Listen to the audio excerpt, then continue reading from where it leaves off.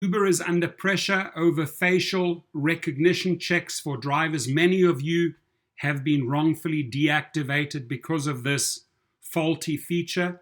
And this story was exposed in the Supreme Court in the UK. Those drivers showed that this system wasn't foolproof, right? We need to fight the same battle here in the United States and across the globe and show that drivers get wrongfully deactivated or wrongfully terminated for multiple reasons, including this facial recognition, which is not working 100%. Now, Uber's use of facial recognition technology for a driver identity system is being challenged in the UK, where the App Drivers and Couriers Union, ADCU, and I support them 100%. I stand in solidarity with my brothers and sisters in the UK. In fact, I've spoken to both of these gentlemen that have represented the suit and won on behalf of the Uber drivers. And in my eyes, they are true heroes because they brought the fight to Uber and they exposed yet another shenanigan story here with this false deactivation. And the Worker Info Exchange, WIE, well done, have called for Microsoft to suspend the ride-hailing giant's use of B2B facial recognition after finding multiple cases where drivers were misidentified and went on to have their license to operate revoked by Transport for London, TfL. And the same happens here in the United States, folks. We have to be prepared to go and battle, right? Otherwise, you're going to be putting up with these wrongful terminations all your life, right? So stand up and fight, folks. You know, stand up and fight for your rights. That's what this channel is at least about. And I want to bring the story to the attention of American drivers and drivers worldwide that you too need to rise and stand up. The union said it has identified 7 cases of failed facial recognition and other identity checks, leading to drivers losing their jobs and license revocation action by TfL. There are many, many more, and many, many thousands more around the globe. When Uber launched the real-time ID check system in the UK in April 2020, it said it would verify that driver accounts aren't being used by anyone other than the licensed individuals who have undergone an enhanced DBS check. It said that the drivers could choose whether their selfie is verified by photo comparison software or by our human reviewers. In one misidentification, the ADCU said the driver was dismissed from employment by Uber and his license was revoked by TfL. The union adds that it was able to assist the member to establish his identity correctly, forcing Uber and TfL to reverse their decisions. But it highlights concerns over the accuracy of the Microsoft facial recognition technology. Bill Gates, you better sharpen your knife and your chisel because your system ain't working, my friend.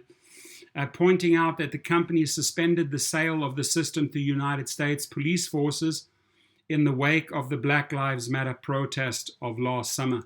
Research has shown that facial recognition systems can have an especially high error rate when used to identify people of color.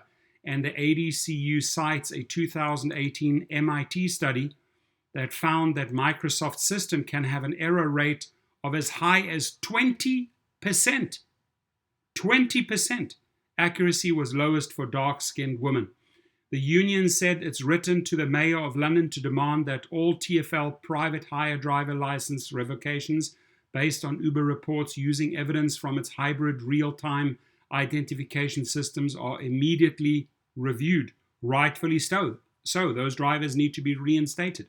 Microsoft has been contacted for comment on the call for it to suspend Uber's license for its facial recognition tech update. A Microsoft spokesman said Microsoft is committed to testing and improving Face API, paying special attention to fairness and its accuracy across demographic groups. My message to Bill Gates and Dara Khosrowshahi, pull up your pants, pull up your socks, get your act together, and only launch functioning technology that works 100 or at least 99%. 80% just ain't good enough, right? The ADCU said Uber rushed to implement a workforce electronic surveillance and identification system as part of a package of measures implemented to regain its license to operate in the UK capital. Back in 2017, TfL made the shocking decision not to grant Uber a license renewal, ratcheting up regulatory pressure on its processes and maintaining its hold in 2019, when it again deemed Uber not fit and proper to hold a private hire vehicle license. Here it is, the big one. Safety and security failures were a key reason cited by TfL for withholding Uber's license renewal.